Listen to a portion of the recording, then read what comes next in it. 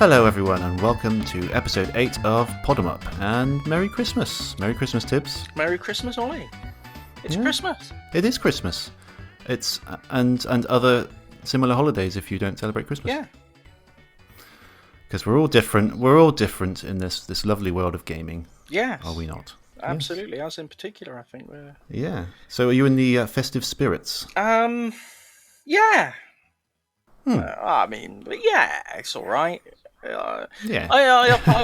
I'm back to work the day after Boxing Day, so it's not really much of a, you can't really get into the festive spirit when it's just, the weekend, and then you're back. Yeah. Oh, that sucks. Yeah. Oh. Yeah, it's bad. Yeah. I'm quite lucky. I've got quite a bit of time off over the Christmas. Partly holiday saved up, partly just sort of my office doesn't open over Christmas, so or between Christmas and New Year rather. So yeah, it's not too bad. Got some family time, which is good. Yeah, all good. Feeling festive? Got the tree up? We do have the tree up, yeah. My wife's done a really, really good job, actually. We've got quite a nice fake tree, because we thought it'd be worth investing in one that sort of lasts, several years, and she's got some nice decorations. Looks really good. Yeah. She showed a photo of it to someone in her work, and that person said it looks like a hotel Christmas tree. Oh, that's pretty good.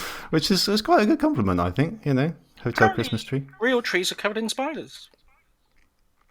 Are they? What, this year in particular, or just in general? I don't know if it's like a new thing they brought out this year, or if it's been around for a while. Now with extra spiders, yeah. But yeah, someone posted it was something on Twitter, so you take it with a boulder of salt. But apparently there's little spiders, tiny ones, like small as the head of a pin, and there's millions of them, and they all live on Christmas trees. And you bring them into your house. Do they? They go everywhere. That's where they come from, then. Yeah. Oh, right, I did not know that. No. Okay, you learn something every day. So, what have you been up to gaming-wise? Hitman 2. Been playing a lot of Hitman 2. Cool. Yeah. Yeah. I really like it, yeah. Excellent. Yeah, I don't like the... It's got this always online thing. Yeah. They had a bit of that in Hitman 1, did they not? I got the impression from the interface, yeah. They've really doubled down on it with this one, like... Have they?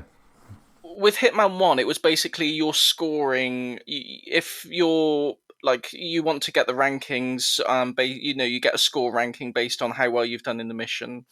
If your connection dropped, or there was any interruption, or the server dropped out, you wouldn't get scored on doing the mission. You could only score while you were connected online.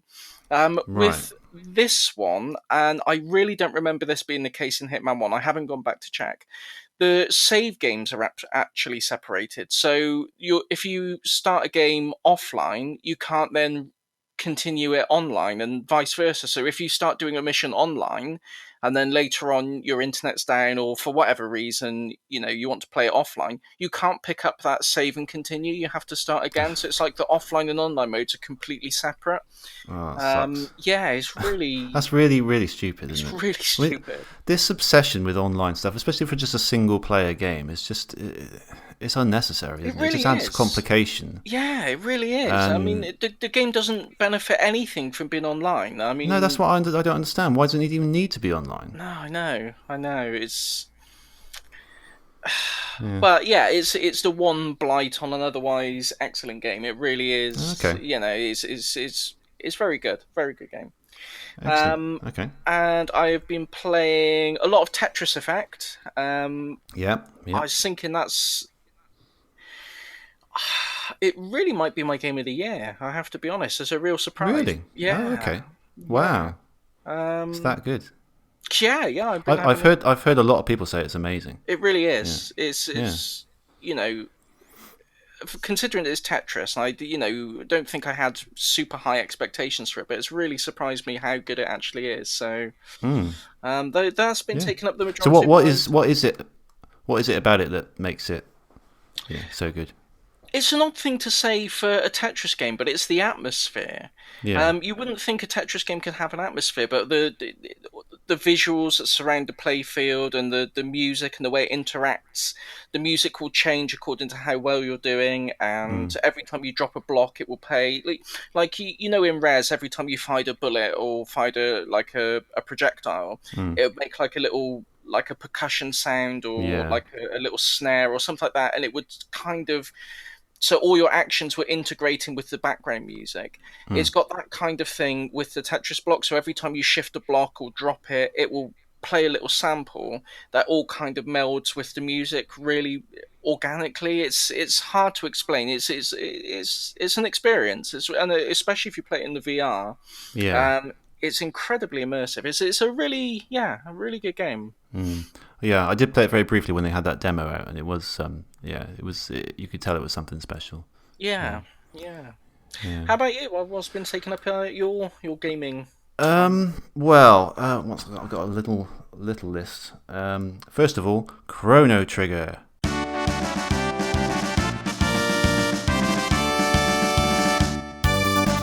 I have not completed it. Oh, And in fact, I've pretty much given up on it a little bit, I oh think. no! Really?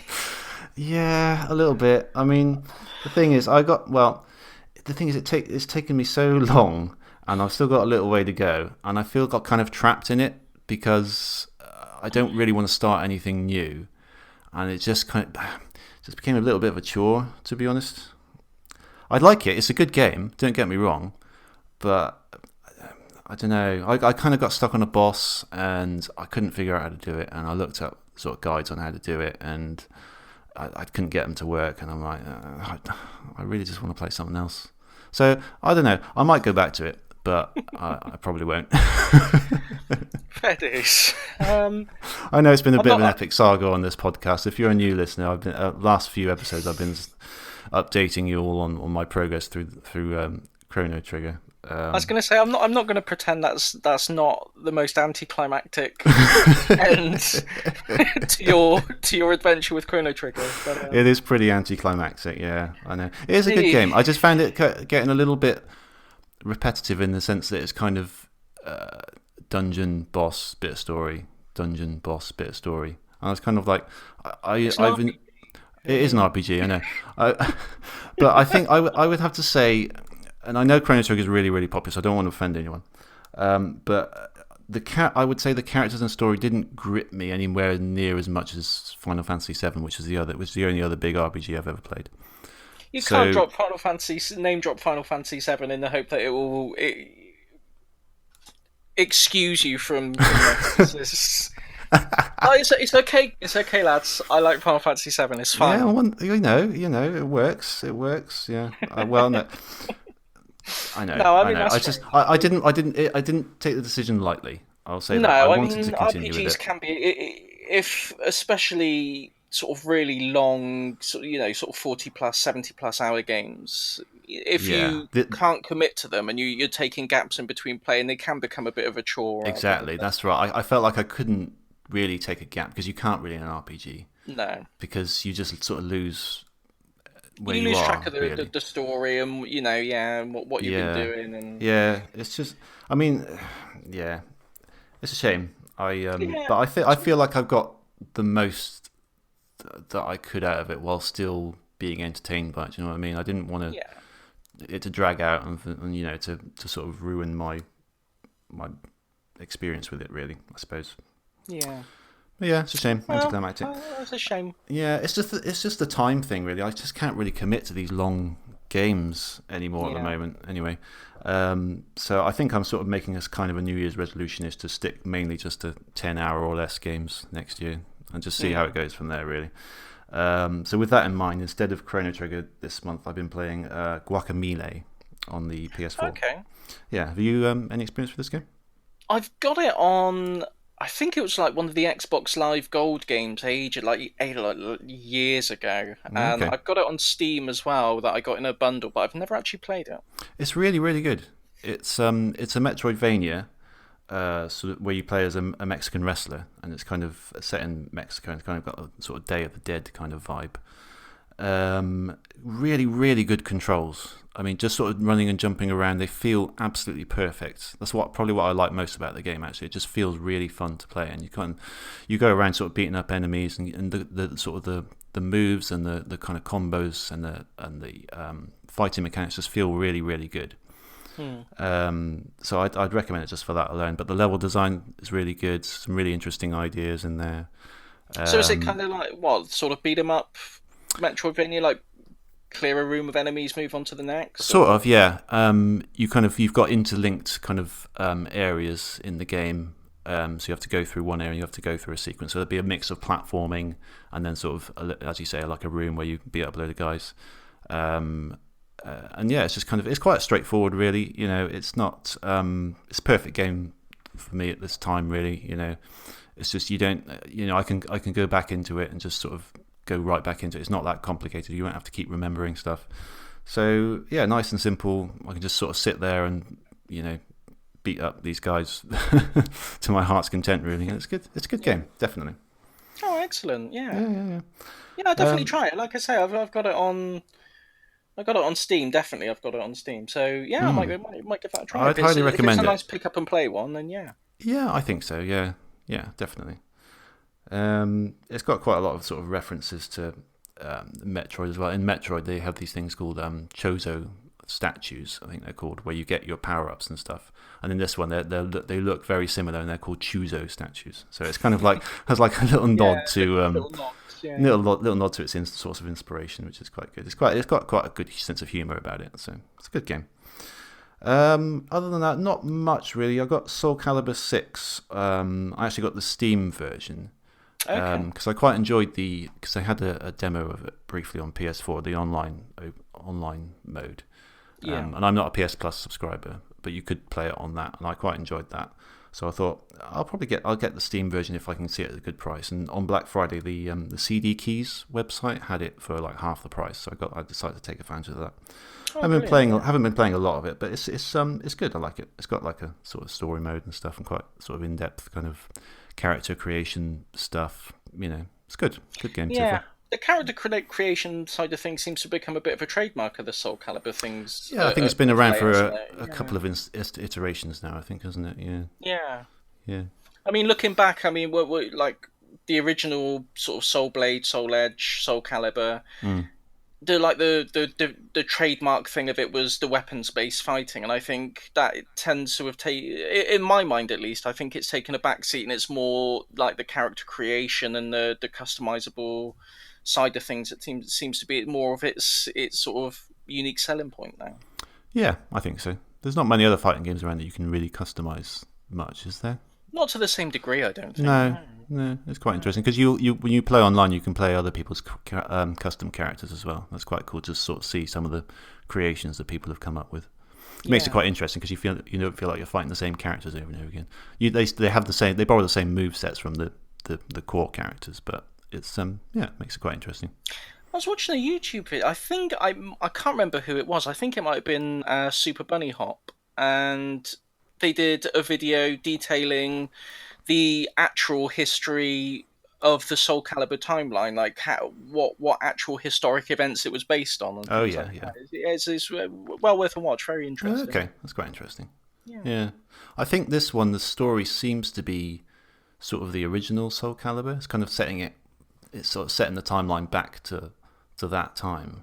I Mm. think I don't know the story of Soul Calibur 1 that well, but it seems to be in parallel with that, at least, or Yeah. like a fleshed out version of that, which is quite interesting. Because I was a big fan of that game on the Dreamcast, so Mm. it's kind of good to get that kind of because I haven't I had Soul Calibur 1 and 2, but since I haven't really had much experience with the franchise since then, so it's good to get back into it. Yeah, definitely, Mm. definitely. That's kind of it for me, play wise. Not a hugely busy month. But yeah, I've been putting a lot of time into our book club pick this month, which we'll talk about in a minute.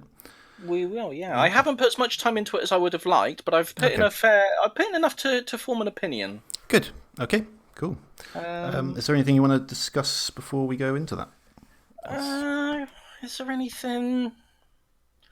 Don't know. Something about a Sonic film. Sonic? What's that? I never heard. It's like it's Hedgehog, Sonic the Hedgehog. I think it's a hedgehog. He's got really muscular legs though, so I Yeah, well, can't. just like real hedgehogs, you know. Oh god, that film. What? Jesus What? Christ. I mean, I've made my opinions on Twitter sort of abundantly clear that I just can't believe that this. this Sonic the Hedgehog movie and the artistic decisions that have been made are just absolutely baffling to me. As a long-time Sonic fan, Mm. and the person I consider my go-to expert for all things Sonic, Oh, what is thank your you. opinion on this turn of events? I like it. No, I What are don't. you? I'm joking. I'm Oh, joking. I'm joking. oh my Yeah, god, no, it's terrible, isn't it? It's awful. it's I awful. mean, It's who in their right mind thought that would be a good idea? It's just ridiculous. There's an interview going around, and they kind of explain it in the sense that it would be difficult to take Sonic and put him in the real world because his style doesn't kind of mix. It would look a bit weird with real people, which I kind of get, but kind of. But then the answer to that is don't. exactly, exactly. The best solution to that is don't do a live action Sonic film. Just who want who's ever asked for a live action Sonic film? Well, I haven't No personally. one. No one. No I one want know. that. God, I so must admit, growing up, um, as a big Sonic fan, I always kind of liked the idea of my sort of hero hitting the big screen. yeah. Whatever you think about movies and stuff, it would have been quite exciting, Oh, at the definitely, time, definitely. just to sort of see a proper Sonic movement for him to be sort of everywhere for a little while. That aspect I've always kind of liked, and a part of me always, on the when the sort of the rumors of the Sonic movie first came about, a little bit inside of me was kind of excited about it. But as you've Yeah. heard more and more about this ridiculous movie, it's kind of like, yeah, this is Live not what I'd imagined. Yeah, live action. I mean, it didn't work for Mario Brothers. It's no, not going it to work for certainly you, didn't. is it? You know? That amazing Mario Brothers film that is regarded as The cinematic masterpiece that it is. You know, just beggars belief. yeah. And did you read the quote about how they've had to give him separate eyes because they didn't want him to have one giant eye with two Yeah, because pupils? that would be ridiculous. That's just taking it too far. Exactly. I like my blue hedgehogs to be realistic. Yeah, My blue talking sentient hedgehogs to be yeah, as realistic as possible. yes, The whole thing is just ludicrous. Well, at least we're on the same page with yeah, it. yeah. True. Do you know what? I'm not even gonna, because some people, I'm sure, I haven't really read any people's comments on it, but I'm sure people are getting angry and irate about it. But it's just not worth it. I'm not that bothered about it, to be honest. I can't get irate about it. I just find it so stupid. It's just so dumb. It I is can't. monument.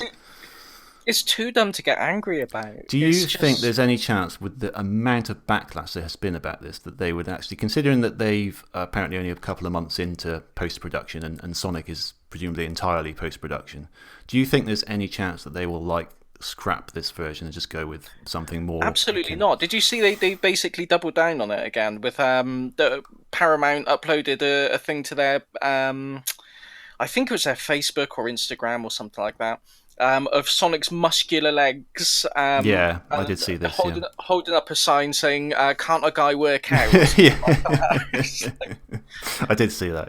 Yeah. It's quite funny in fairness, I was but going to yeah, say, I mean, fair dues, but yeah. oh no, I think, yeah, I think what is there. I just think it's going to get worse. I think that when the film comes out, it's going to be. I lack the vocabulary to describe One thing what I'm intrigued Train about Wreck is is going to be. Jim Carrey as Dr. Eggman. I'm curious to see how that's going to pan out. This sounds so bad. Uh, um. Okay, so I think we're both in agreement that this is not for us. No, it's a shame. I don't. Yeah, the little Yeah, it would have been. the little kid in me has sort of died a little bit now, but Well, I mean, look at the Sonic Mania animations that they uploaded, yeah, and fantastic. how charming and entertaining they were. Yeah, They could have gone in that direction, yeah, but I know. There's that. There's Sonic Boom is very good as well. Actually, yeah, really yeah, good, really funny cartoon. I mean, it's possible. It's possible to take Sonic and put him in. I know these sort of shorts are completely different from a big movie, but it's possible to put him in that kind of environment, that story based film, yeah. and do something with him. But I don't know. It's a shame. It is. It is. Yeah. Sega never failed to Well, I don't know. Astonished with their decisions. I mean, obviously it was their decision to okay the movie, but I don't know. It seems like from what that interview said, they're not entirely happy with it either. Yet it's still kind of going ahead.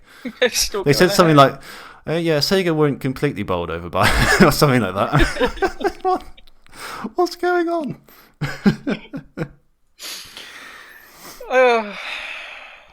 I just remember hearing a story. I can't remember. I'm going to get there. I'm not even going to try and say who it was, but I remember reading the story about the development of Sonic the Hedgehog and how the original game and how it was, released really successful. Mm-hmm. And Sega of America went to Japan to the executives and put forward the idea of including it as a free pack-in with the actual Mega Drive console in order to shift more consoles. Yeah. And one of the executives was so outraged that he got up and left the meeting in absolute fury. Yes, that's right. Yeah. I could just imagine that happening with this. They say, sir, they've separated his eyes. What? What? And that's not even the worst part. Keep looking down.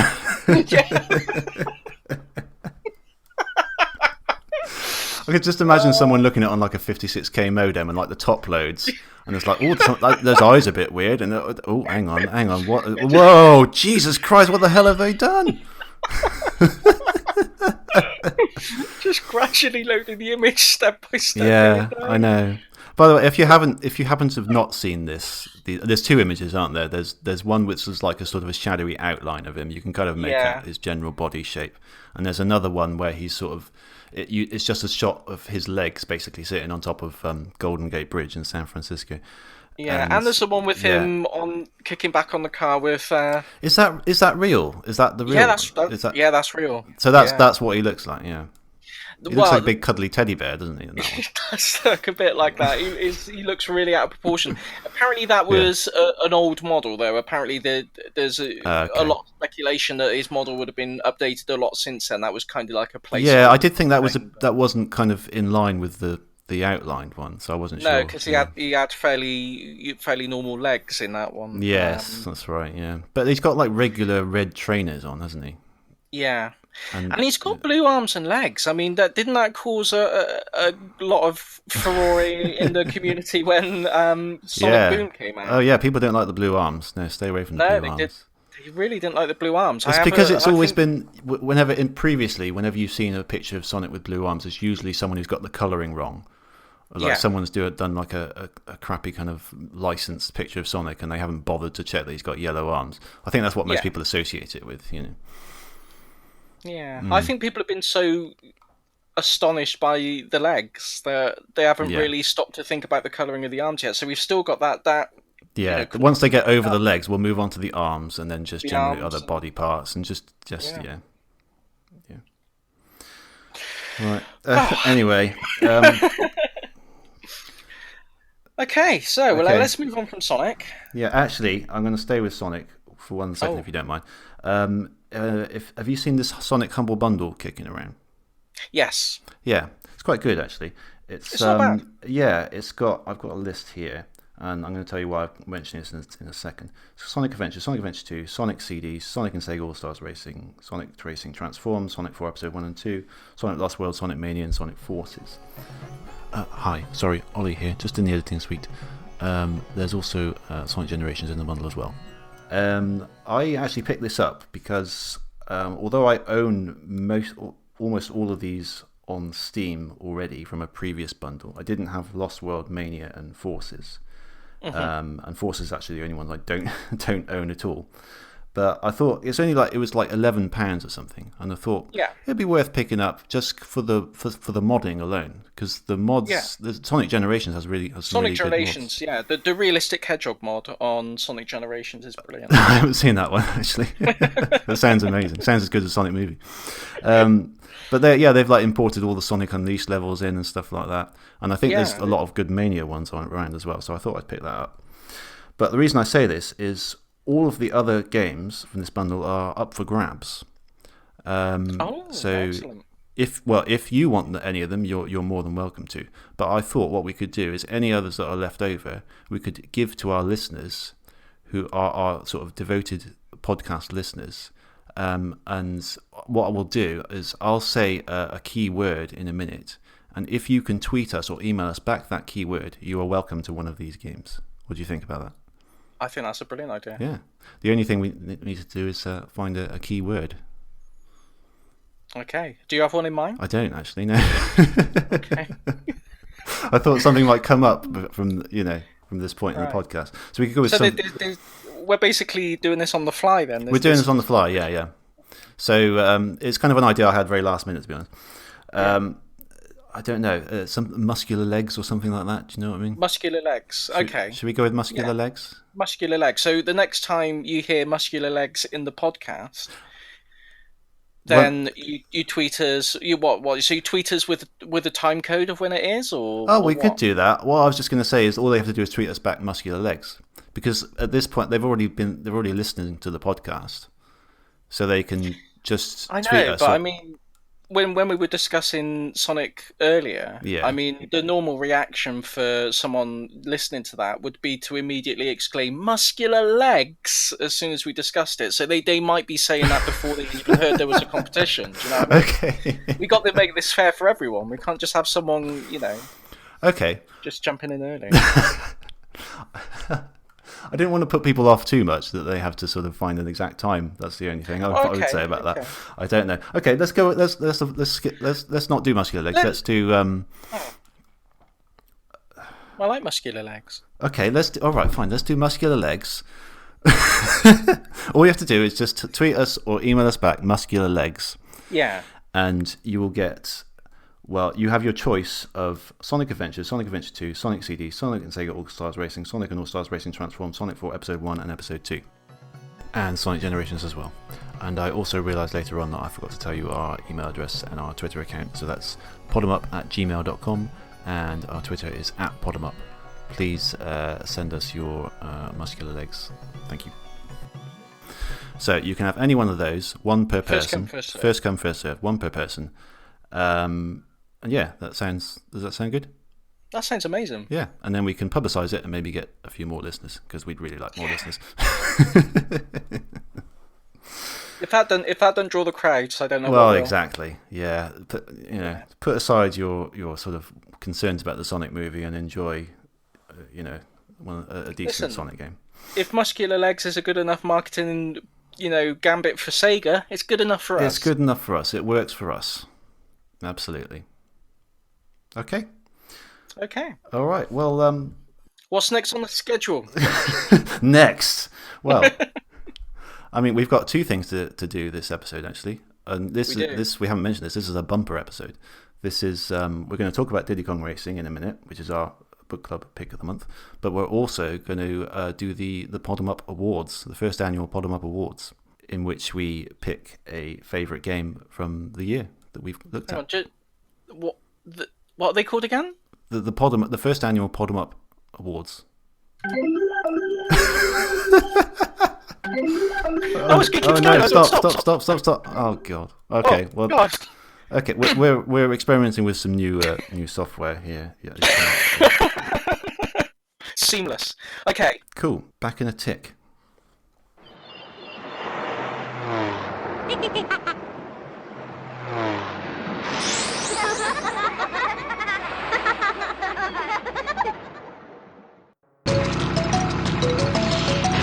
Diddy Kong Racing! Race start! Wow!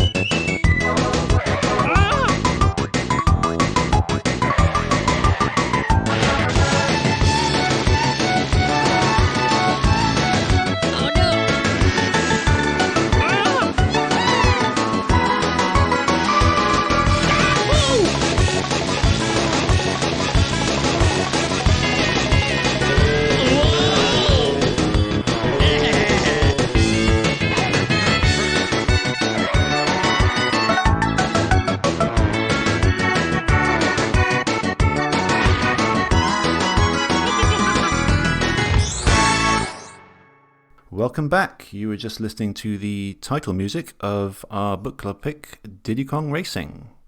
This was developed and published by Rare. It had a worldwide release in November 1997, and there was a Nintendo DS port in 2007. This is an N64 game, by the way, didn't mention that.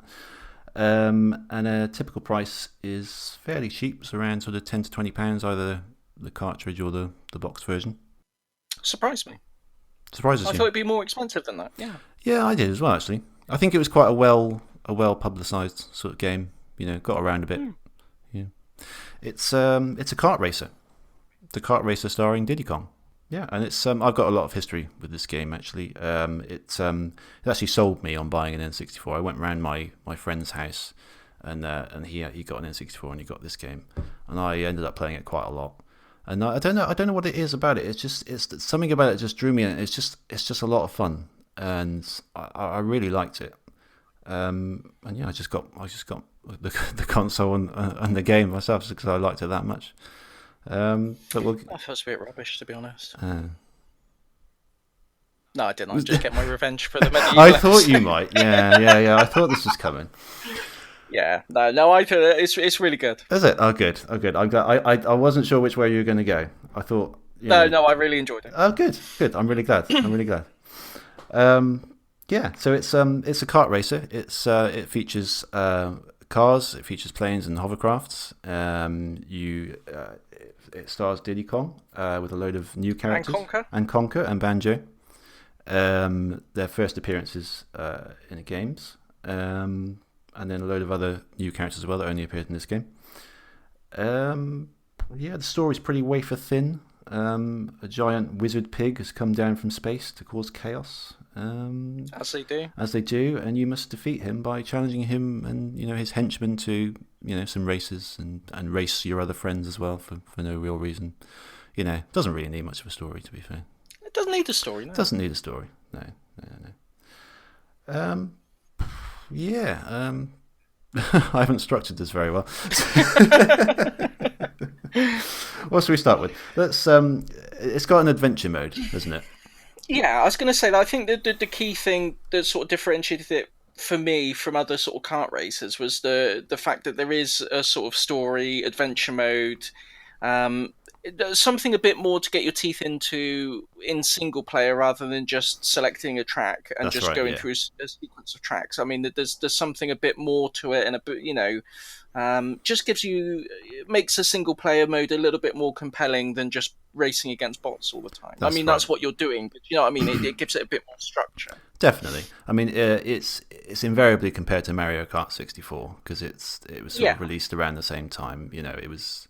I think they sort of built it with that in mind to compete with that. And I always found Mario Kart. I really like Mario Kart games, but they are very multiplayer centric. I think that's where their force really is. So it's really nice to get one that really puts a lot of emphasis on the single player as well. Because most of the time that's what I was playing. I would occasionally play with friends, like the friend I mentioned before, but most of the time I was just sitting playing it by myself. And it's great to have an amount of actual content to go through. You kind of it reminded me a bit of Mario 64. You've got a little kind of grassy world to explore. It's not very big, but it kind of links up all the. There's 4 worlds to start with, each with 4 races in it, and this kind of hub world kind of connects them all up.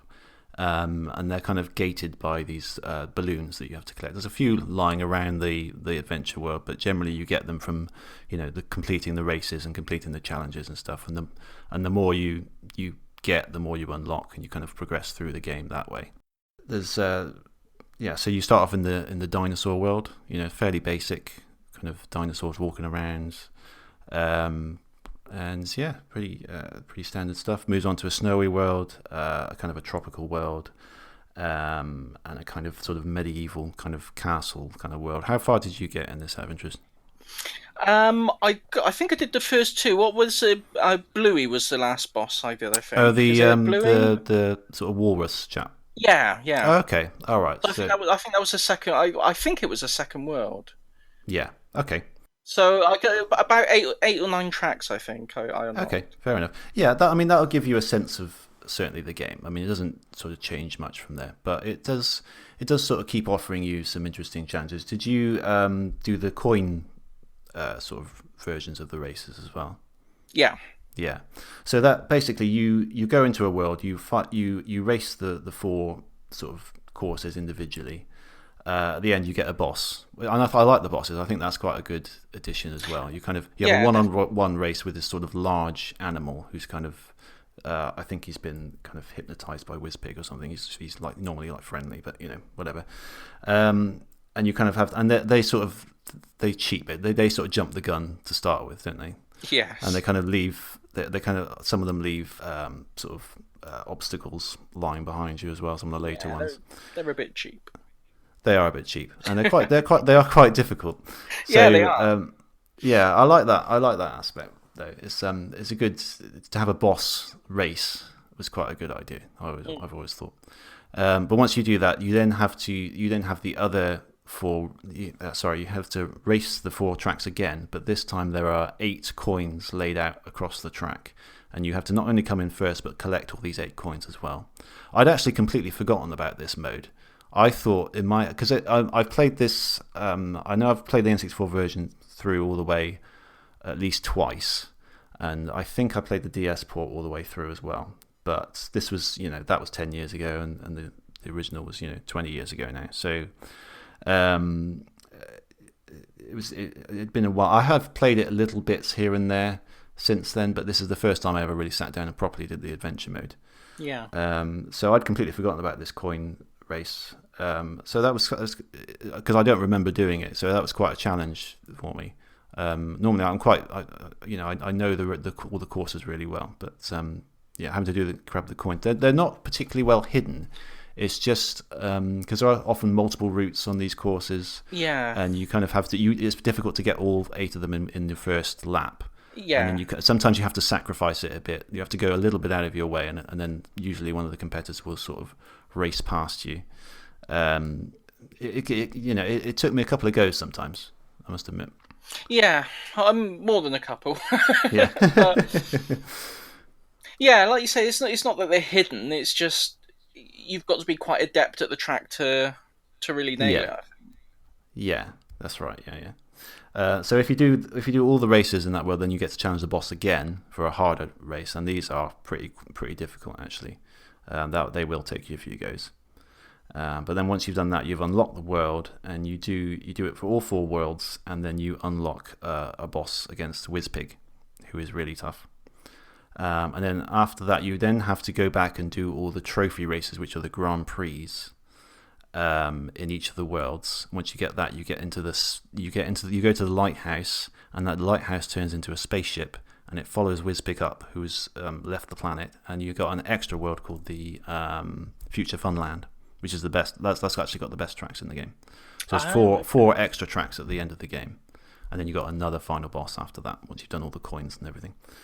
So there's a fair bit of longevity. I was going to say, yeah, there's quite a bit of content in there. I mean, I obviously didn't not really scratch the surface there with the like I say, I only did the first sort of 8 or 9 tracks. So I'd recommend carrying on if you can find the time, because it's a really, really good game. It's really good fun.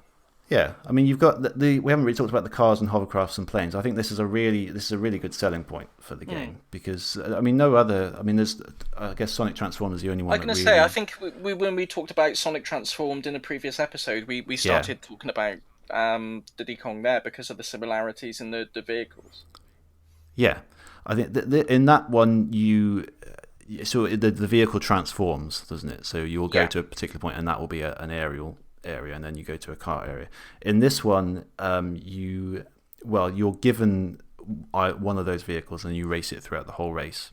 But if in adventure mode, they're always the same vehicle. If you choose the option where you just pick your own track, or do a multiplayer one, you can actually pick which vehicle you use in certain tracks. So, and you can, if you're doing multiplayer, I believe one player can pick, say, a plane, and one player can pick a car, which is really cool. That is good, yeah. Yeah. So, there'll always be there's often like routes for a plane that are too high up for a car to reach, for example, or you can go across water on the hovercraft.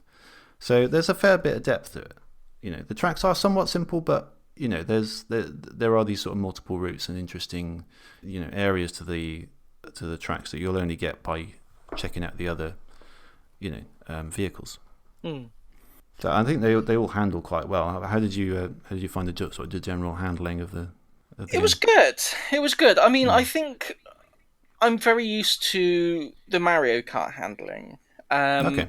I've spent so much time playing the various Mario Karts that it's kind of I'm hardwired into sort of Mario Kart handling. And if I play different kart games like let's say Diddy Kong or Crash Team Racing and things like that, Mm. I sort of naturally try expect it to handle like Mario Kart. So it does take me a little while to adapt, but it's really good. It's Mm. one of the better handling kart races that I've played. Which character did you favour? Did you have a I like favourite, or Conker. did you? The Conker, yeah, he's good. Yeah, He's awesome in a hovercraft. yeah. I normally favour Pipsy, the little mouse, because she's really good handling in a car. Like she turns corners really tightly. I tend to favour her for most things. And I was actually in that race with that walrus boss as Mm. Pipsy, and I couldn't beat him, and I couldn't figure out why. Didn't seem to be going fast enough, and I thought, okay, I'll try another character, and I tried Conker, and he just sort of blitzed it. He was awesome, That would be the one thing I would say. I mean, I'm gonna have to ask your opinion on this because I only okay. played it against a computer and I haven't played it sort of against other people. Mm. Um, how's the balance on it? I mean, are there characters that if you pick them, no one else has got a chance, or if you pick a certain vehicle, are you sort of going to win by default because you're so overpowered, or is it quite well balanced in the way when you're playing against other human opponents? I think it's pretty well balanced. I don't think there's any. I mean, Pipsy works for me, but maybe other people find other characters better. Apart from sort of her handling, I think generally it's got it's as well balanced as any other game, any other sort of kart racer. I think the vehicles all have their strengths and weaknesses. I think even though the plane can go higher places and is a bit more what's the word, vertical, I guess, I don't know, but apparently it's got the slowest speed. So if you want pure speed, you're better off going with, I guess, a car. But then you've got those options with the plane, and obviously it depends on the track. Yeah. Different vehicles will be better for different tracks, and some of them don't even let you. They'll only lock, say, Hot Top Volcano, for example, is a plane only course, whatever mode you're doing it in. So it's not, but there quite a lot of them have all three on offer, or just two of them. So So generally, it's quite balanced, and you're not gonna lose out if you're not gonna get sort of railroaded to everyone just picking the same characters every time because there's no point picking the other ones. Do you see what I mean? I don't think so. It's been a while since I've played this multiplayer, quite a Yeah, long time. But yeah, I don't think you'll find too many problems. that's good.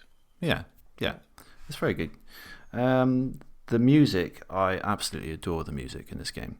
It's just it was written by David Wise, who I think does a lot of the Donkey Kong soundtracks.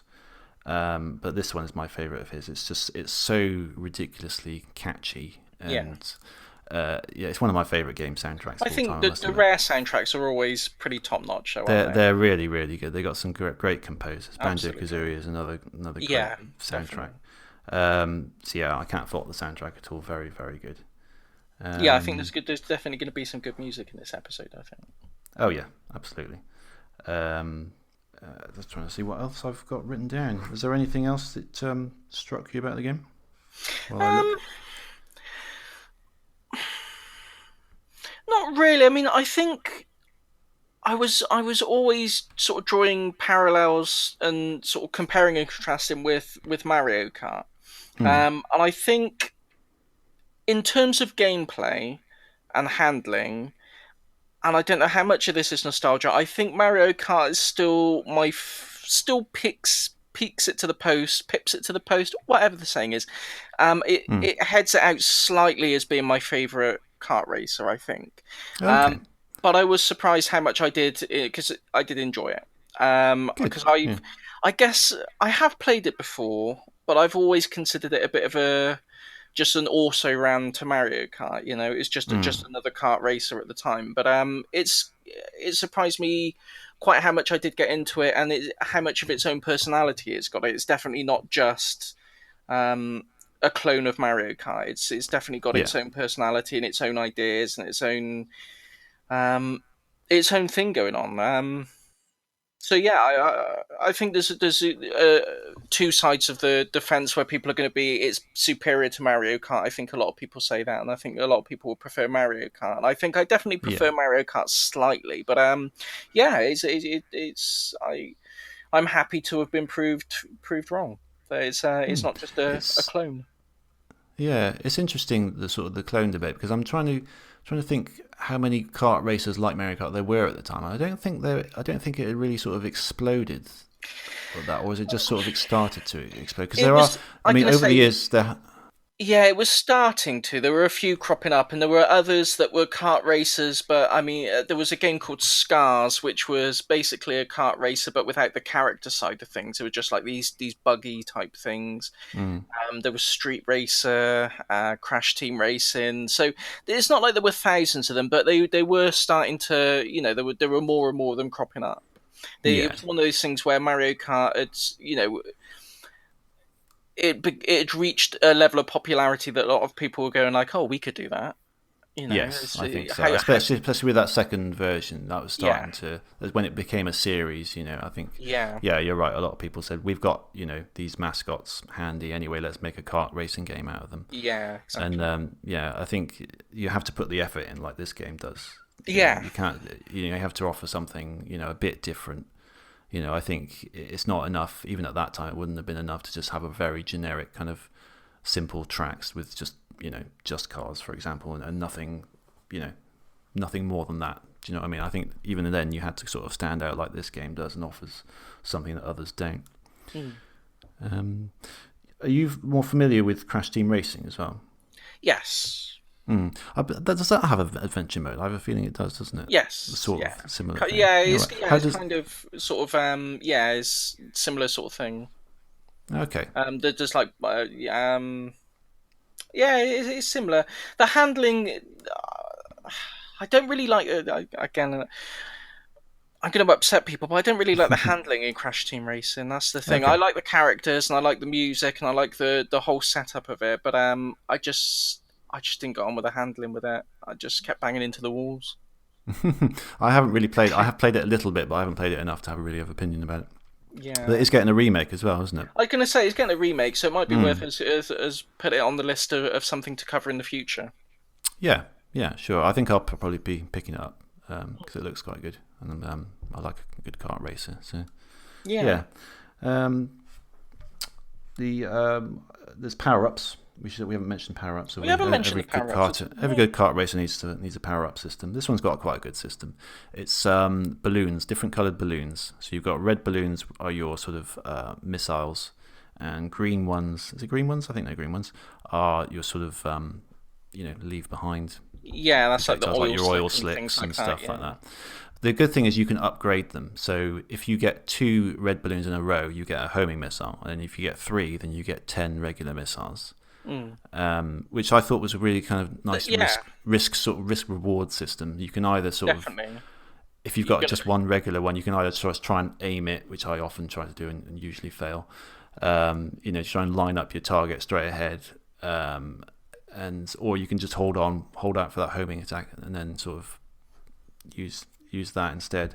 Yeah. So I thought that was quite interesting. It's definitely, it's like you say, it's the risk reward. Are you going to fire off the missiles straight away, or and hope for the best, or are you going to try and save up the balloons and risk falling behind in the race a bit? And it's a really neat system. I don't know if any other sort of racing game had done that kind of thing before that, where you can sort of stack the power ups.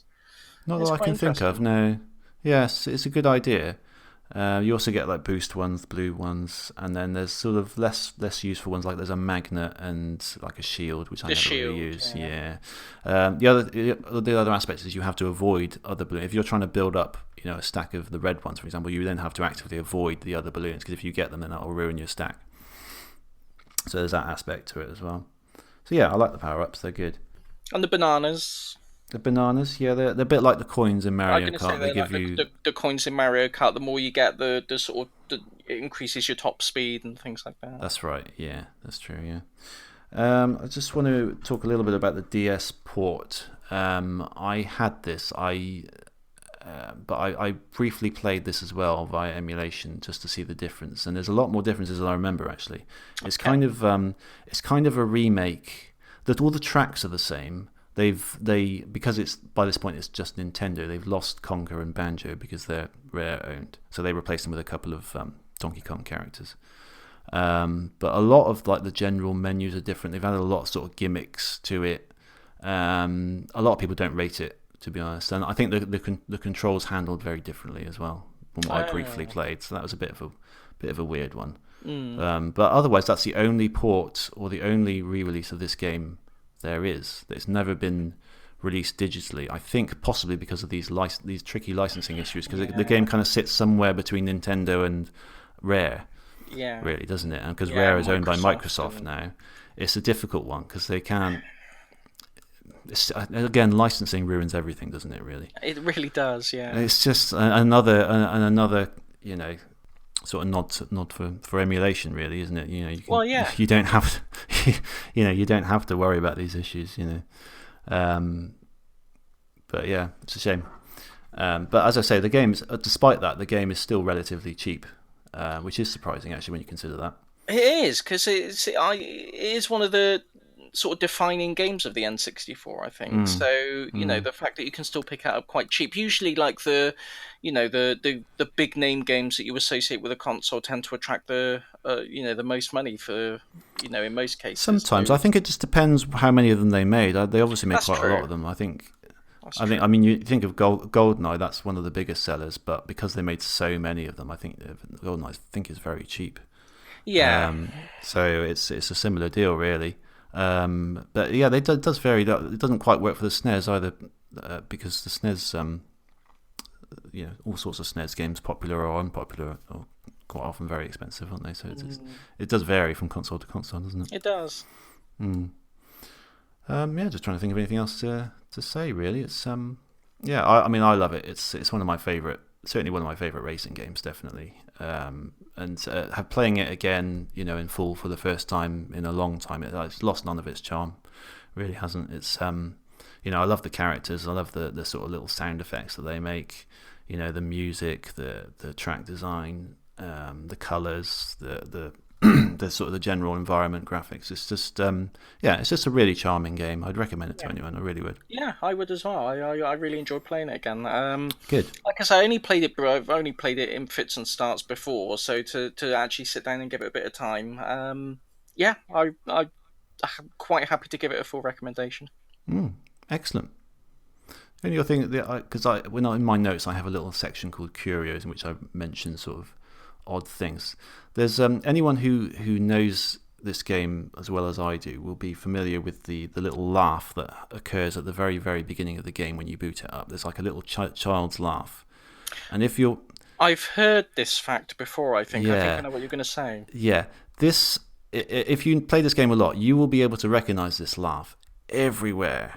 Like, it's in TV adverts, TV shows, movies, all sorts of things. This obviously is a common sound effect, and it just sort of pops up all these random places wherever like you see kids like running around. It just throw in this sort of default kid laugh sound effect. And I found something online a little while ago that it's kind of as official as it can have. It's called the Diddy laugh based on this game, because this is where you hear it most prominently, I think. No, that's which is a really interesting thing. Yeah, there was like a whole blog about it, I think, of someone trying to find as many cases they could of the laugh being used. It's really weird. And I think apparently no one really knows where it comes from. It's just one of those sort of odd kind of royalty-free sound effects that even the guy who put it in the game doesn't know where he got it from.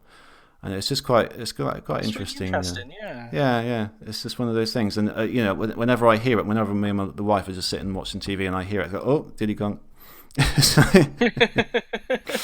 It is literally all. Once you're familiar with it, you start hearing it everywhere. It's really weird.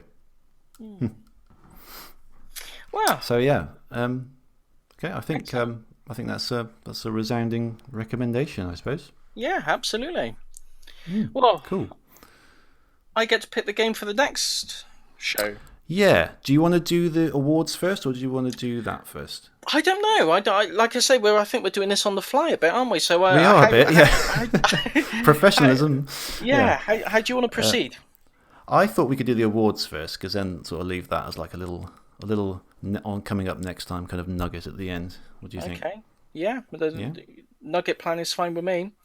Okay. So let's take another quick break, and we'll come back with the first annual Pod'em Up Game Awards for Indeed.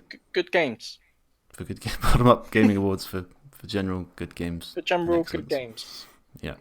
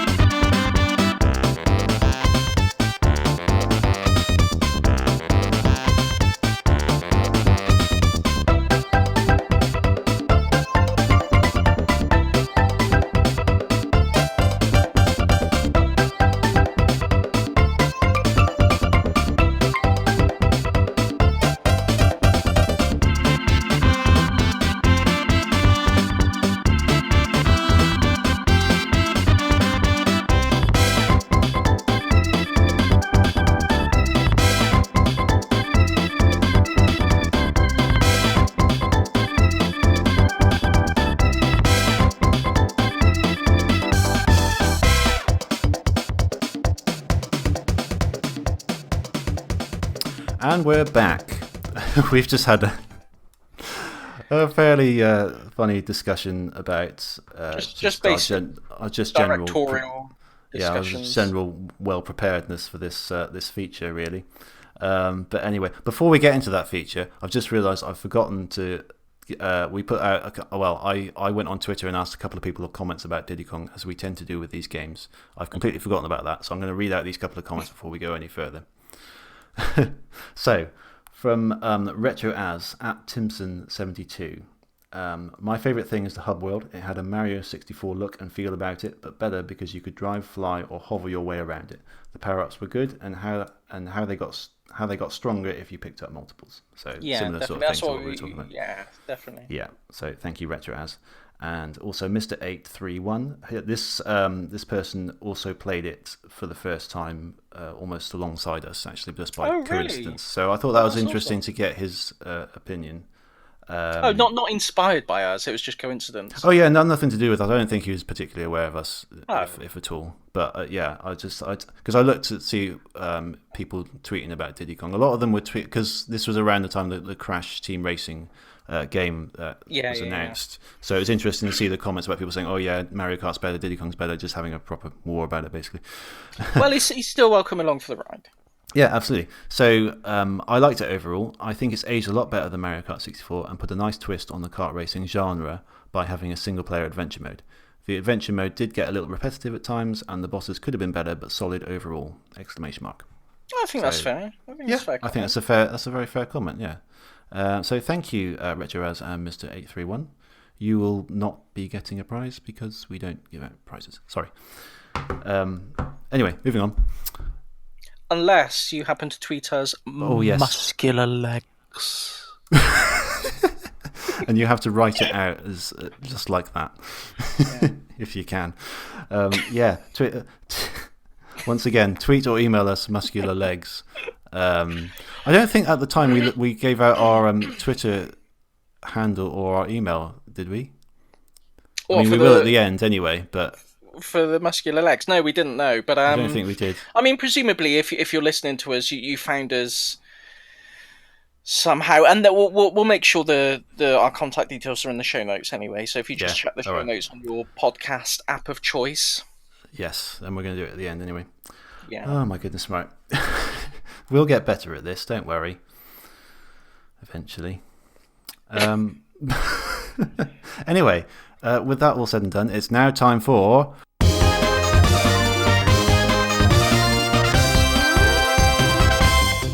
the Pod'em Up Awards.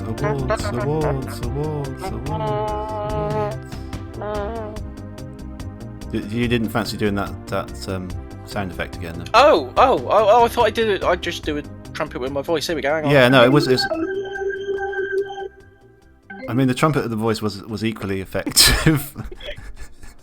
I love how it repeats. Why does it repeat? Why would you want it to repeat? I genuinely can't think of any situation where you'd want that just to repeat itself. They've got this one as well. Hang on. Okay. Just to add a bit of tension to proceedings. Okay. So, Game Awards. The Game Awards, right. Okay, so basically this is... right, we did... how many games did we do? 7, 8? I think, hang on. 1, 2, 3, 4, 5, 6, 7. No, we did 7 games because our first one didn't feature a book club pick. So just to recap, in June we played Sunset Riders, which was my pick for the Mega Drive. Following that in July, your pick was The Firemen for the Super Nintendo. I followed that up in August with Klonoa, Daughter Phantom for PS1. Then Ghost Trick, Phantom Detective on the Nintendo DS. So good. In October, Power Stone for the Dreamcast. They're all good ones. November, Medieval, your pick. And December, Diddy Kong Racing. So, they're all good ones, yes. So this is going to be a difficult... Yes, but we have a very mathematical way of working out which one is our favourite, as we've just been... Please, explain it to me. Yes, I will explain to you. Basically, we have a number of categories, and for each of those categories, we will each pick our choice for the winner of that category. So each category will receive 2 nominees, or 1 if we pick the same one. So... each of those games will receive 1 point per nomination. So, no, hang on a minute. Yeah, so each category... there's 2 points up for grabs in each category, basically. Right. Yeah, and you'll pick a game and I'll pick a game, and those games will get 1 point each or 2 points if they're both the same game. Does that make sense? Sort of. Yeah. You'll pick it up. We'll all pick it up as we go along, basically. But then there is a final favourite game category for which 2 points are up for grabs per person. So if it's the same game, that game will receive 4 points. Anyway, we'll get to it. Don't worry. Okay. Don't worry. It's all cool. Okay. So the first category is Best Graphics, and this is... Can I just say, are you familiar with the Adam and Joe show? Vaguely. Yes. Do you remember they did a sketch called Quizzle Stick? Yes. I've seen this. I'm vaguely reminded of Quizzle Stick, I have to be honest. Okay, yeah. Okay, no, we'll carry on. We'll plow on. Hang on. I just realised I have no method of tallying this up. So let me get. Okay. I've got.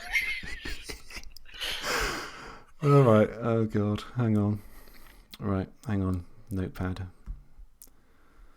Notepad. Where's Notepad?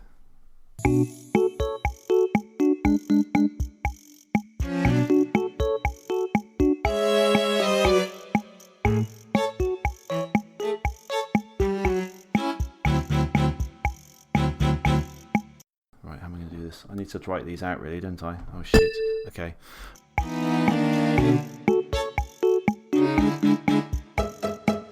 Well, there goes our family-friendly rating on iTunes.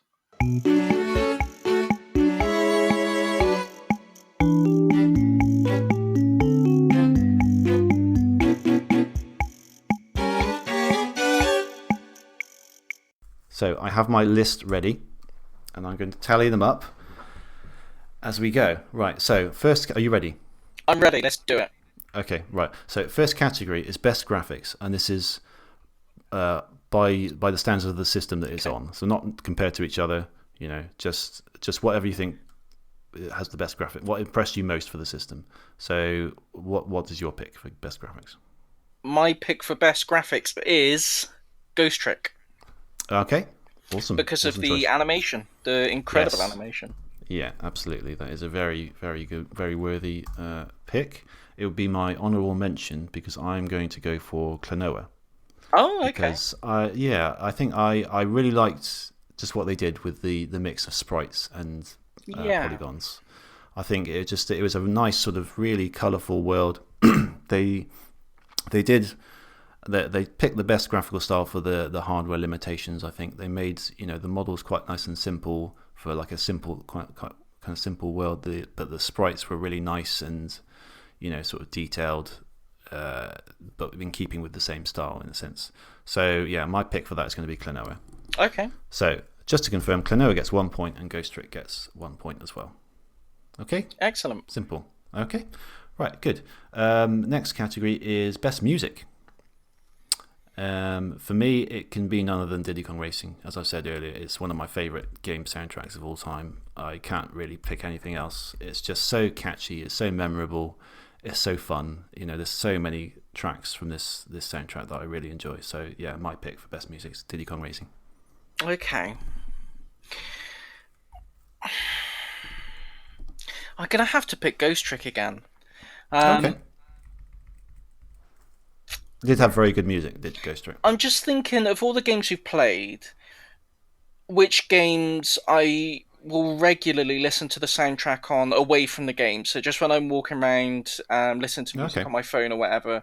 Yeah. What soundtrack I've listened to more often than any of the others in the list, and it's Ghost Trick. So I think on that criteria alone, I think the best music has to go to Ghost Trick. Absolutely. Similar for me, actually. I do have the Diddy Kong Racing soundtrack and I do listen to it. Yeah. So yeah, absolutely. I mean, it's if you've got a soundtrack that is worthy to be listened to on its own away from the game, then that alone is a recommendation enough. Really, it's it's what I love about game music. Really, Yeah. it's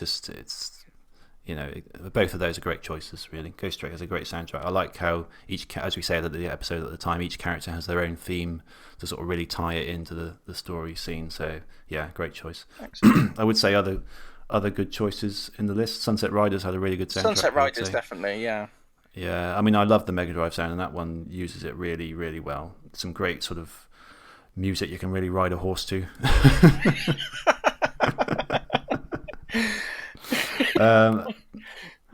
Power Stone as well had a pretty good soundtrack too. Yeah. Yeah. Yeah, Okay. I think all around. I think looking back again, it's something we mentioned at the time. I think probably the only game that we've played where the soundtrack not only really didn't stick with me, but I thought was really let itself down a bit was the Fireman. Yeah, agreed. Yeah, So I definitely. think there's been a strong showing from all the games we picked except for the Fireman. I think the soundtrack really could have been a bit better with that one. But yeah, must do better, Fireman. yes. Okay, so moving on. Best story. You picked first on this one. Well, it's kind of a no-brainer, really, isn't it? I would say Yeah, that's what I'm Ghost Trick. Yeah, I'm going to say Ghost Trick as well. Yeah, I mean, I think maybe otherwise Medieval had probably the deepest story compared to the others. It seemed that way anyway. Yeah. I mean, it's definitely got a the story is a main part of the game. It's integral to what you're playing in the game, and there's obviously a lot of thought and gone into the characters and things. But Yeah. It's nowhere near as compelling as Ghost Trick. No, I mean, it certainly didn't keep me wanting to play the way Ghost Trick did. No, as I said, yeah, exactly. Me at the time, I found myself wanting to see more story scenes than actual gameplay. But towards the end, I mean that's it was very gripping story, very cleverly written, great characters as well. So yeah, fantastic story on Ghost Trick, really, really good, absolutely well worthy of both of our picks. Yeah, absolutely, I agree. This next one, do you want to still do this next one, or? I gotta be honest, because I know what your answer's going to be. My answer is probably going to be different. Okay. So I don't know. We could do it.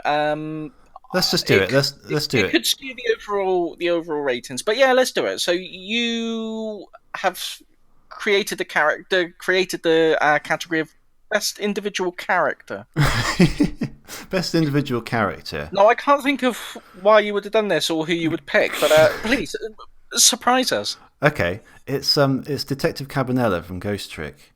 If I'm you listen to that shocked. episode, you will Shocked. you will recall my unusual man crush towards this particular character. But no, seriously, he is a fantastic character, and in a game filled with fantastic characters. Yeah. Just that intro alone was so funny.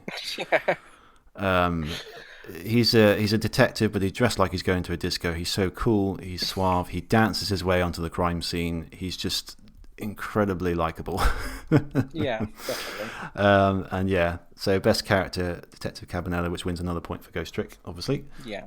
So how about you? I would like to pick a character from Ghost Trick, but I think the problem with it is they're all so likable. They're all the characters are they're so endearing. Yeah. And I'd struggle to pick one above the other. So I'm going to go for a character that I think stands above the rest of the ones in the game that it's in. So if you see what I mean. So I'm going to go for Sir Daniel Fortescue from Medieval. Okay. I thought you would either go for him or Missile from Ghost Trick. If I was forced to pick a character from Ghost Trick, I would go with Missile. Yeah. But like I say, I like all the characters in Ghost Trick so much, so it would be difficult to pick one from there. Okay. So that's fair. I think I'm going to give it to Sir Daniel Fortescue. I think he's got a very unique character design. I think his story arc is very likable, and he's just a charming little guy. He ain't got a jaw, but he just gets on with things. He's nice. He's a likable character, definitely. Yeah, he's a good egg. There's an element of humour to him as well, I think. Yeah, he's a good character. Okay, cool. Scores so far: Klonoa 1, Medieval 1, Diddy Kong 1. Ghost Trick 5. So a certain game is steaming ahead at this sort of halfway-ish point. But yeah, you've given some love to one of the other games there, at least. Yeah. Very good. Best level design. This is probably one that doesn't go to Ghost Trick just because of the. Oh really? No. Well. I mean, no. Maybe it could. I was thinking more of it's story based, but I suppose it could, couldn't it? That's not going to be my pick. My pick would be Klonoa. What's best level design? Okay. Best level design, yeah. Because I think I really liked how the levels sort of varied quite a lot in terms of their structure. I mean, I remember one level was more sort of like almost like a Metroidvania, where you just kind of like quite labyrinthine, and you kind of had to wander around a bit. Others slightly more linear. You had to sort of diverge off to these different pathways to get keys to come back. I really liked it in general. I thought it was of the games, I thought it was probably my favourite in terms of level design. It might just be because of the I really love platform games, and that's kind of what I associate most with level design as a sort of topic. So maybe that sort of swayed it a bit, but I think I would say Klonoa for that one. No, that's a good choice. I think instinctively my choice was Ghost Trick, because I love the whole Rube Goldberg machine aesthetic that they've got going on.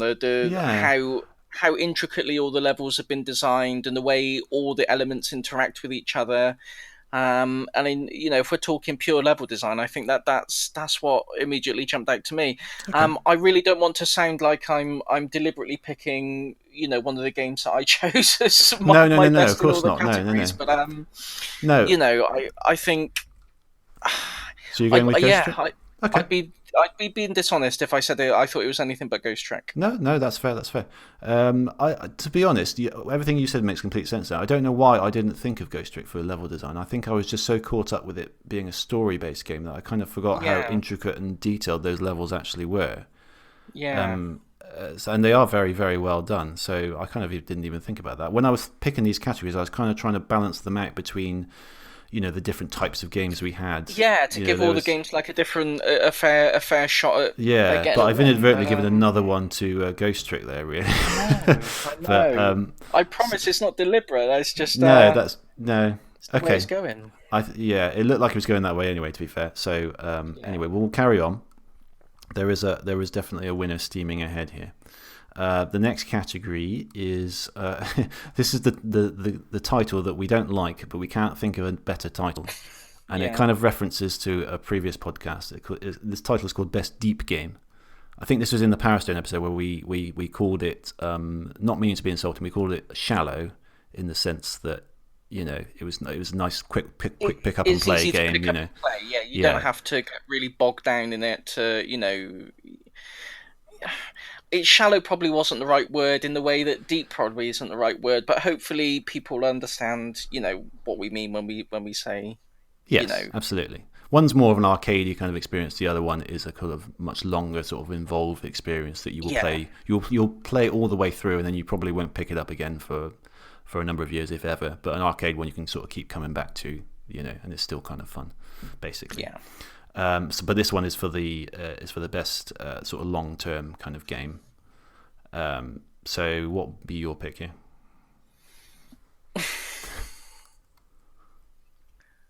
It's got to be Ghost Trick. Same here. Sorry, everyone else, but yeah. So that brings Ghost Trick up to 8 points. They've now. all been good games, but it's got to be Ghost Trick. I think it has really, yeah. I mean, it was a fairly long game. There was a substantial story to it, and it kind of kept me gripped. And I think that's sort of the definition of a deep game, really. I think the only other one would be probably Medieval. Even though I personally didn't get on massively well with that game, I know you did, and I can certainly see the depth to it. I'd probably say Medieval would be my honourable mention or a runner-up for that. Yeah, but certainly, yeah. Okay, unfortunately, honourable mentions don't get points. No. Okay, this one is definitely one that Ghost Trick can't win. Okay, this is best arcade game, and this is best shallow game, if you like, the arcade experience that I just described. So for me, I'm going to give that to Power Stone. Okay. I'm going to give it to Sunset Riders. Are you? Okay, that was an honourable mention. That was very very good choice as well. For me, Power Stone is just so much fun. The combat was it was really fun. It was really frenetic. It's a great game that you could just sit down and play for 10 minutes. Against the AI, which is all I did, was great. I'm sure it's even better in multiplayer. It's got a great system to it, great characters. Just a really fun sort of quick burst of an arcade game, really. Yeah, I'd agree with you. If I was going, I think we're basically on the reverse there. So I would give my honourable mention to Power Stone. Okay. I think it's just the look and feel of Sunset Riders and how it plays. It's everything I think of when I think of a classic arcade game. Yeah, definitely. And it is just, I can imagine myself playing that in an arcade. I can imagine just putting coin after coin after coin and just giving it another go and trying it. So I think if you were to ask me to describe to someone the quintessential arcade game, I would more likely to say Sunset Riders than I would Power Stone. But I can definitely see Power Stone fitting into that category. But Sunset Riders gets it for me there. Yeah, definitely. I agree with that. Sunset Riders, great arcadey game, really, really fun.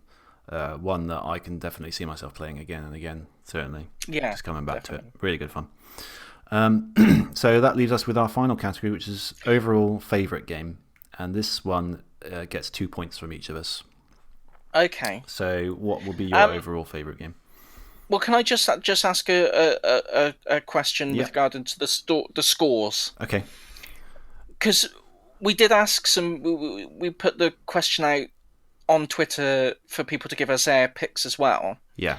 How are we factoring the people's responses into our scores? I think we should factor them in, and I think they should also offer 2 points for their choice, their overall choice. Do you think that's okay? So they're almost like the third member of the team. Does that make sense? Okay. So they're factoring it. So okay. So their choice gets 2 points, your choice gets 2 points, and my choice gets 2 points. Yeah. Right. Okay. So this is only for the overall. We're not doing that for the individual categories. No. Right. Okay. Just for favourite game. I'm with you. Okay. So the Twitter people, the people on Twitter, have voted almost unanimously, which shows how many votes we got, maybe. But they voted for Klonoa, Daughter Phantom. Okay. So good choice. Excellent choice. Excellent choice. So Glenora gets 2 extra points, which brings it up to 4. And for my pick, I was torn between 2, but I think I might ultimately have to echo their choice and say Glenora as well. Oh, I really, really enjoyed that game. I thought it was, I don't know what it is. There's something very, very charming about it. I kept wanting to carry on with it. Really, it was challenging, but it was really, really fun game, definitely. Oh, it's a superb game. I will say, I mean, what I'm not picking here is a long time favorite, Diddy Kong Racing. I think because I know that game so well, I've decided to go from one that I don't know so well. And in the spirit of this podcast and sort of experiencing new games, I've decided to go for one that I was less familiar with, because it's almost difficult to separate your nostalgia with Diddy Kong. Do you know what I mean? Yeah. Like, am I voting for it because it really is the best game, or am I voting for it because I really like it from 20 years of experience, having experienced it. So I think for that reason, and because at the moment it doesn't seem to matter anyway, because basically we've already got a winner, I'm going to give some points to Klonoa. I think, yeah. I've got kind of the same dilemma in that I know what I want to pick. Yeah. But I don't know, is that just because I have a deep affection for the game? Or is it because, I really think it is the best overall game that we've played so far? Yeah. It's a difficult one, isn't it? It really is. Yeah, it really is. I mean, it's academic at this point, I think. It like is, you say, yes. Whatever you pick, it won't make any difference. So I'm gonna go with my heart, and I'm gonna say Ghost Trick. Okay, yeah, I thought you might, but well deserved. I mean, it's a great game. It really is. It's not that I haven't enjoyed, the other games you've played. No, absolutely. Klonoa is, it's a very special game to me as well. I've got a lot of nostalgia for Klonoa, and I really loved replaying it. So it's a difficult one, but I think I have to give it to Ghost Trick on this one. I think. Yeah. Should we look at the results? Let's look at the results. Okay. The only game that didn't get any points, sadly, was the Firemen. But that's not to say that it wasn't a good game, because that was still a good game. I like Firemen. It's a very good game, but I mean, the story was a bit thin on the ground. Yeah. The individual characters, again, there wasn't they weren't they weren't characters you could really sort of relate with or really get into. No. The level design, I keep thinking that it was a fun game. There's nothing particularly wrong with the level design, but I kept thinking of that stage where the fireballs were coming up from the bottom, through the grating, and you could never tell where they were going to be, it's just too frustrating at times. So, yeah, it's a great game. I love it, but there were just too many little things that just made me miss out on any of my votes. I think overall maybe the weakest of the bunch, but that's not to say that it isn't a good game. No, I mean, if the Fireman's the weakest of the bunch, then that's a good bunch. It's a good bunch, absolutely. And then we've got 4 games equally with 1 point. We've got Sunset Riders, Power Stone, Medieval, and Diddy Kong Racing. Again, all good games. I mean, I know Medieval was the only one that I came away not particularly liking, but that's not to say that I wouldn't recommend you try it, because I can see that it is a good game. Do you know what I mean? Like it's appreciated, and there's got good elements to it. So absolutely, all 4 of those, very good games. As we've discussed when we discussed playing Diddy Kong this episode, Power Stone, I mentioned earlier, great arcade game. Sunset Riders, another one. So yeah, all really good. With 4 points, with a respectable 4 points with Klonoa, Daughter Phantomar. 6 points. And then, so that's a great runner-up. But with a runaway 10 points and our official Pod 'em Up Game of the Year, Ghost Trick Phantom Detective on the Nintendo DS. Excellent.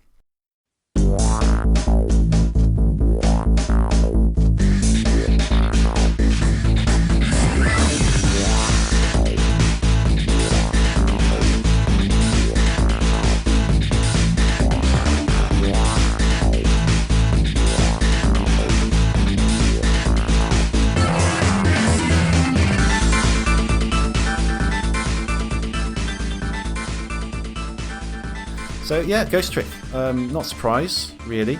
No. I thought it might end up that way, to be fair. But Yeah. It's I just hope that it really inspires someone. If just one person who listens to the show decides to give Ghost Trick a try, I mean, I'd be really happy with that, because I've talked about it on Twitter for years and years, and if just one person will listen to us, take our recommendation, if of all the games we've recommended, if you give Ghost Trick a try, I'll consider our show a success. Yeah, absolutely. Yeah, definitely. It's a game that needs more attention, definitely. Because it is. I mean, I'll be honest. It's not typically the kind of game I would go for normally. It's the kind of game I would appreciate is good, but I tend to just sort of go for more sort of arcadey experiences.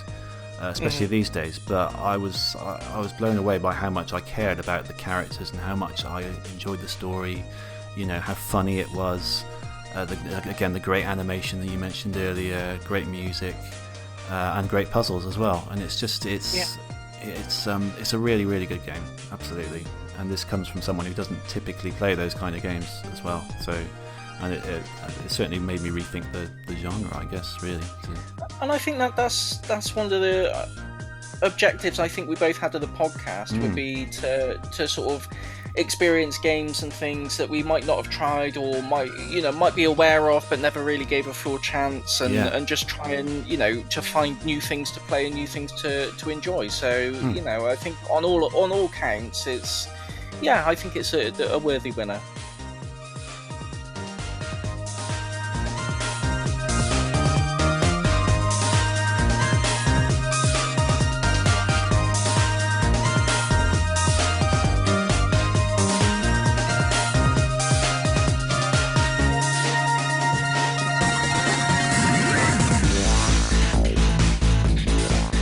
If any of the developers of Ghost Trick are listening, drop us a line and we'll get you a little certificate out in the post. We will, yeah.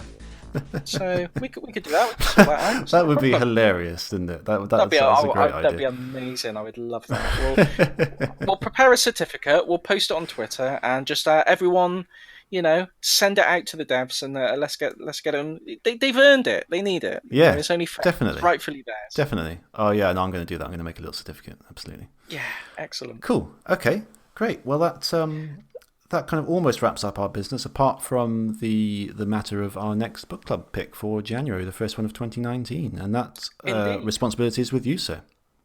Wow. I'm going to pick a more recent game. Okay. I would say it's probably current gen, in fact. Ooh, okay, interesting. Are you familiar with the developer Game Freak? Yep. Pokemon people, right? Yeah. So I'm going to pick a game based on animal combat from Game Freak. Any ideas? Yes. That's right. It's Tembo the Badass Elephant. Oh, I love this game. Really? Yeah. Do you know what? That didn't occur to me because I knew I have Tembo. I have played it. I haven't completed it. I've played a few levels of it. But great choice. I didn't even think of that when you said Game Freak. I was scratching my head. What else? What else could it be? Because I know they've got a new RPG coming out that's currently called Town, which looks quite good. But I couldn't think of any other games, apart from one that I have and that do actually quite like. But that's a great choice. Yeah, brilliant. Yeah. I've played a fair bit of it. I really enjoy it, and at the moment, if anyone wants to join in with us, I think it's for sale for £2.50 on the PS4 store at the moment. Oh, that's really good. Yeah. it's no money's tight. Just after Christmas, so it's a nice cheap game we can all get involved with. It's Yeah. nice. Fantastic. Falls within our keep it under 7 to 10 hours rule, and It does. it's I think we can all have a good time with it. So my pick is Tembo, the badass. I'm very elephant. excited about that. There is a Steam sale on at the moment, so I don't know if it's in that, but it might well be. It's worth It checking might that be. out as well. So yeah, I mean, like half the games are, so it could well be on sale there as well. Excellent. Yeah, definitely check it out. I actually have both versions, weirdly. Brilliant. I did get the Steam version originally, but I only had my laptop. It didn't run very well, so I ended up getting the PS4 version as well when it was on offer. So yeah, fantastic. Yeah, as I say, I've played a few levels of it. I haven't completed it, so yeah, that'll be a good one. Yeah, excellent. Brilliant. I look forward to it then. I'm glad it's an exciting start to 2019. Yeah, brilliant, perfect.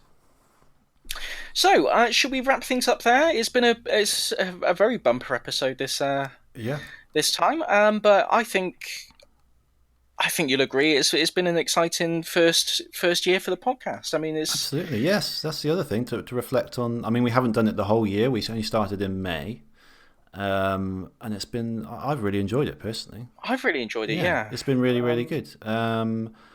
We've been learning on the job, as you can tell from this episode, but it's been fun. I actually quite like that element of sort of scrapping it together, and kind of. Yeah, I do as well. I mean, I like it. It's just I like the informal style that we've got. It is just us talking about games. Really, it's just I just wanted to do something about games. Yeah. So it's been really good fun. And I love hearing from other people, like the Twitter comments we've got. It's not like we've had floods of comments with the Twitter, but the people who've taken the time to share their thoughts and opinions on the game, it really does. It means a lot to me that people have taken the time to listen to the show and to give us their feedback and let us know what games mean to them and what they like and don't like about their favorite games. And it's just really awesome. It's just really good to have that interaction. Yeah, absolutely. And I definitely encourage more of it. If you got any thoughts on Diddy Kong Racing, any thoughts on Tembo, any thoughts on anything else, really, please do get in touch with us. Our Twitter is at Podemup. Our email is podemup@gmail.com. Please use those contact details to tell us about the muscular legs. Tell us about muscular legs, please. Muscular legs, and claim your free Sonic game while stocks last. Do they get one game per leg, or is it one game per pair of legs? One game per pair of legs. Okay. So you can't say like muscular legs, muscular legs, muscular legs. No, that's not going to work. Okay. That's not going to fly. I just wanted to clarify that. It's worth clarifying. One per person, one per pair of legs. One per pair of legs. Mm-hmm. Okay. On that note. Okay. Well, have a good Christmas, and we will see you all in the new year. Yes. Have a great new year. Enjoy the festivities. Enjoy the time with your families. Enjoy the time with any new games or consoles that you get over the Christmas period.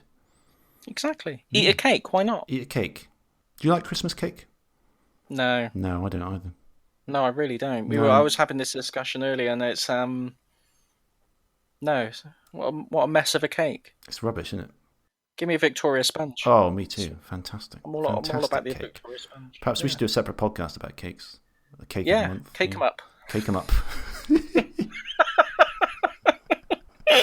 Okay. Listen out for that in the new year, folks. Cake 'em up. You heard it here first. Cake 'em up. All right. Okay. Have a great one, guys. Bye, everyone. Bye.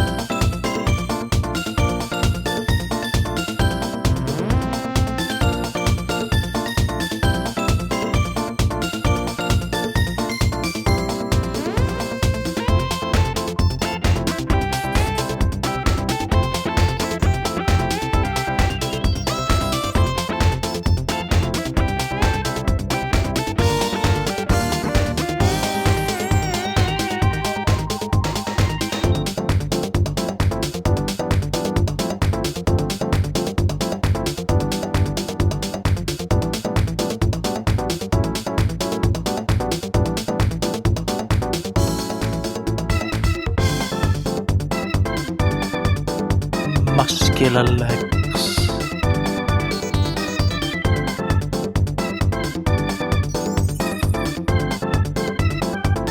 I like muscular legs.